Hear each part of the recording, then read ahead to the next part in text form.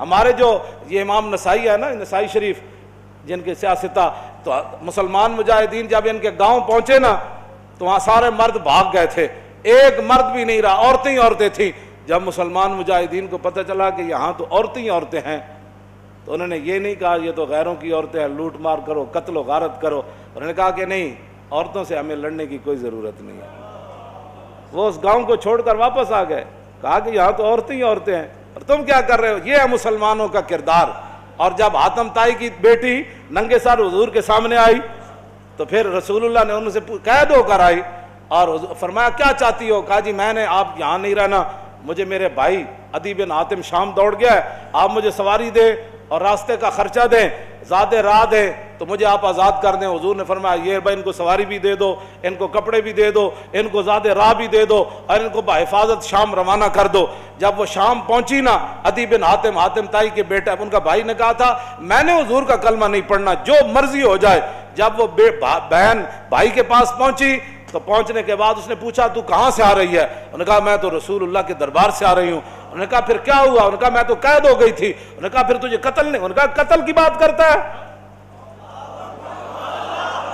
تو قتل کی بات ہے؟ انہوں نے کہا تو نے کیسا ان کو پایا؟ انہوں نے کہا بھائی جان ایتھے سمجھ آنے والی گل نہیں۔ انہوں نے کہا میں تے نہیں مننا۔ انہوں نے کہا جلا ہویا ایک بار جا تے صحیح، تو ویکھ تے صحیح، تو آیا نہ درتے کیوں بد نصیبہ، ہزاراں رنگاں وچ رنگیں دے محمد۔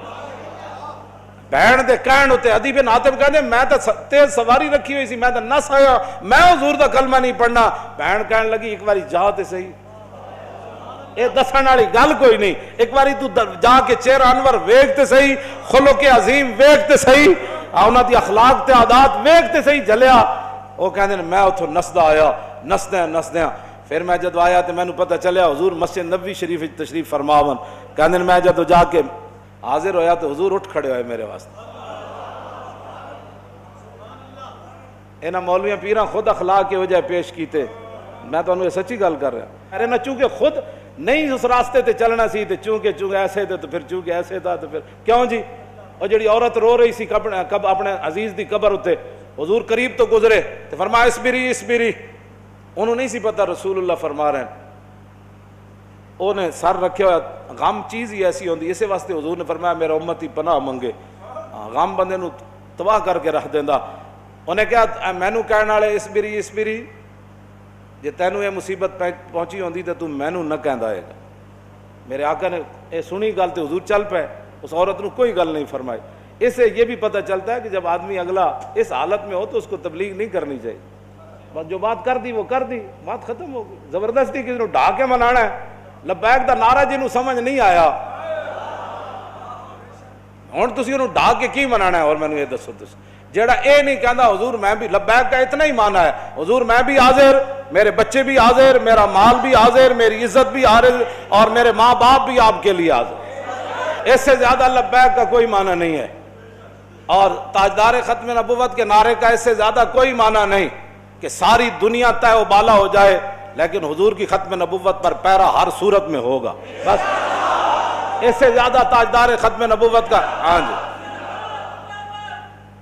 اس سے زیادہ لوگ ان کو سیاسی نعرہ بنائے پھرتے ہیں، پیڑا اور تے پھکیاں اور امت اس نعرے پر کھڑی ہو گئی اور وہ نیچے اختلافات تھے امت ان کو بلا گئی، انہوں نے کہا بس بھائی لبیک۔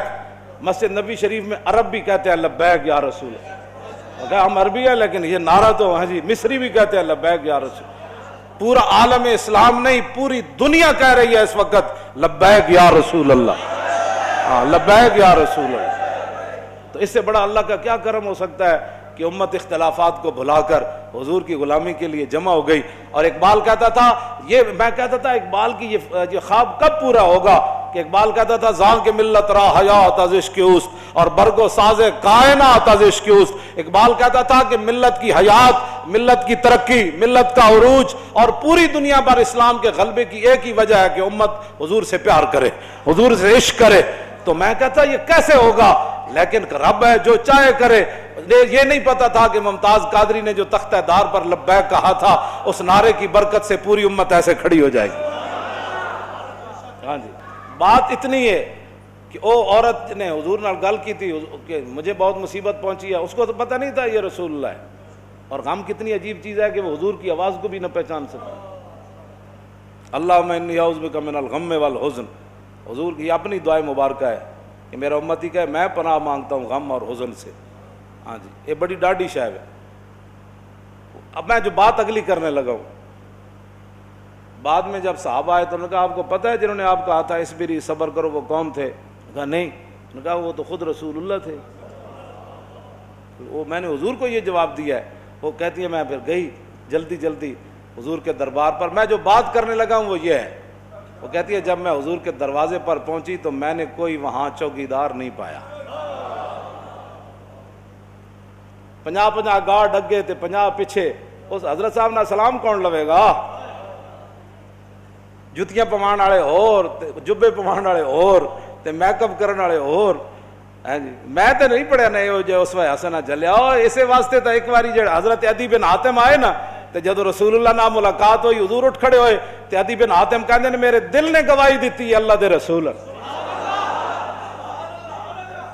کیوں جی؟ فرماندے نے پھر حضور نے میرا ہاتھ پکڑیا تے حضور اپنے در اقدس دی طرف گھر دی طرف چل پے. کہندے راستے چ ایک بڈھی مائی مل گئی. عورتاں نوں ویسی گلاں نہیں مکدیاں تے مائی بھی ہوے تے پھر بڈھی بھی ہوے. کہندے انہوں نے اتنی لمبی گفتگو حضور نال کیتی تے حضور دے چہرے انور تے بھی ناگواری دے آثار ظاہر نہیں ہوئے کہ میرے نال مہمان ہے تو بس بھی کر. کہندے نے میں کھڑ کھڑ کے تھک گیا، لیکن رسول اللہ نے ایک باری بھی اس مائی نو نہیں فرمایا کہ مائی بس کر اور کام کو تھوڑے. کہندے انہوں نے اپنی پوری گفتگو مکمل کی تھی تو پھر حضور چلے نہ جدوں. کہندے دوسری باری میرے دل نے گواہی دیتی حضور اللہ دے رسول. تو کہندے جدو رسول اللہ گھر تشریف لے آئے تو حضور دا ایک مبارک تلائی سی جہدے تے حضور آرام فرماندے سن. کہندے نے او دے وچ کھجور دی چھال بھری ہوئی سی، کھجور دے پتے بھرے ہوئے سن. اس تے او بدن مبارک سوندے سن جنہاں دے بارے حضرت انس کہندے نے میں 10 سال خدمت کیتی. حضور نہ سلام لیا، ہزاراں واری لیا، حضور دے مبارک ہتھاں نوں بوسہ دیتا، چومیا. ما مسست خزن ولا حریرن ولا شیئن قط الین من کف رسول اللہ. نہ میں کوئی ریشم نو ہاتھ لایا، نہ کائنات دا کوئی اور نرم کپڑا ہو جائے میرے ہاتھ چ آیا کہ حضور دے مبارک ہاتھ تو نرم ہاتھ ہوے. کیوں جی؟ حضور اس تلائی تے سوندے سن جہدے وچ روئی نہیں سی، کھجور دی چھال بھری ہوئی سی. نہ انہاں کدی چھال ہوتے سونے، نہ انہاں کدی بدر جانا، نہ انہاں کدی جناب تلوار پکڑ کے خندق وچ پہرے دینے. انہیں تو کہنا یہ لبیک والے کیا کر رہے ہیں؟ اسلام تو امن کا درس دیتا ہے. میں کہا دسو نا خندق وچ کتنے بندے آئے؟ کیوں جی؟ خندق وچ کتنے بندے آئے؟ یہ دسو نا قوم لوگوں نو اذا جاءتکم جنود فارسلنا علیہم ریحا وجنودا لم تروا وکان اللہ بما تعملون بصیرا اذ جاءوکم من فوقکم ومن اسفل منکم وزاغت الابصار وبلغت القلوب الحناجر وتظنون باللہ الظنون هنالک ابتلی المؤمنون وزلزلوا زلزالا شدیدا واذ یقول المنافقون والذین فی قلوبہم ما وعدنا اللہ ورسولہ فی قلوب مرض ما وعدنا اللہ ورسولہ الا غرورا. یہ تو منافق کا کام ہوتا ہے جب مشکل وقت او جی دیکھا گریک ٹاؤن ہو گیا اور میں کہا پھر کی ہویا. یہ تو منافق کا کام ہوتا ہے کہ جب مشکل حالات آئے تو دیکھو جی جن کا دیکھو جی اللہ رسول دے ساڑے نہ ہاتھ میں ہاتھ کرنے دا معنی کر رہا ہوں، لفظی معنی تو نہیں نہ بنتا. اللہ رسول نے تو ان کا لفظی معنی کیا بنتا ہے کہ انہوں نے کیا اللہ رسول کی طرف نسبت کر دی کہ ہمیں تو دھوکے سے دو چار کر دیا گیا. ہاں جی ہمارے ساتھ یہ دیکھو کیا بن گیا کہ جناب ہمیں تو وہ کہتے تھے ہمیں تو پیشاب کرنے کا جو خوف ہے کہ پیشاب کرنے جائیں گے بندہ مار دے گا. تو کیسر و کسرا کب فتح ہوں گے؟ یہاں مدینے میں تو پیشاب کرنے کی سہولت نہیں رہی. 25,000 کا لشکر. منافق کا کام ہی یہ ہوتا ہے کہ وہ جب صحابہ ادھر جو ہے وہ کیا کارنامے سر انجام. اور منافق ان کا بھی رب نے قرآن میں بیان فرمایا کہ منافق کہنے لگے کہ ما وعدنا اللہ ورسولہ وَإِذْ قَالَتْ طَائِفَةٌ مِّنْهُمْ يَا أَهْلَ يَثْرِبَ لَا مُقَامَ لَكُمْ فَارْجِعُوا وَيَسْتَأْذِنُ فَرِيقٌ مِّنْهُمُ النَّبِيَّ يَقُولُونَ إِنَّ بُيُوتَنَا عَوْرَةٌ وَمَا هِيَ بِعَوْرَةٍ إِن يُرِيدُونَ إِلَّا فِرَارًا. کیوں جی یہ منظر بیان نہیں کیوں نہ چلو چلیے توبہ کرو. تھے حال ہی کوئی نہیں 25,000 کا لشکر آ گیا. آج تے بچی کسی دی نہیں ہونی. کہنے لگے حضور گھر لگے پیچھے گھر میں بندہ کوئی نہیں کی بڑھے گا. اللہ نے فرمایا میرے حبیب گھر تے کاشانہ اقدس جدو آپ گھروں چل کے آ گئے تے آپ دا پیچھے گھر کوئی نہیں. صدیق اکبر دا گھر کوئی نہیں, فاروق اعظم دا گھر کوئی نہیں, عثمان غنی دا گھر کوئی نہیں, حیدر کرار دا گھر کوئی نہیں, انہاں دے گھر وکھرے آ گئے. میرے حبیب گھر لگے ہون دا مسئلہ نہیں, یریدون الا فرارا, اے تے چھا میدان چھڑ کے نسن لگے. سانو جی ہمارا لبیک سے تعلق نہیں ہے, مشکل ٹائم جو آ گیا, ہاں جی مشکل ٹائم, ہمارا لبیک سے تعلق نہیں, یہی تو بات ہے. لیکن قرآن, اقبال کہتا اگر درس قرآن ہم نے بلایا ہوتا یہ زمانہ نہ زمانے نے دکھایا ہوتا. یہ منافقت کے کام ہوتے ہیں مشکل کے وقت. انہیں دسے ہی نہیں کہ رسول اللہ غزوہ خندق دے موقع تے خود تلوار پکڑ کے کیویں کھڑے ہو.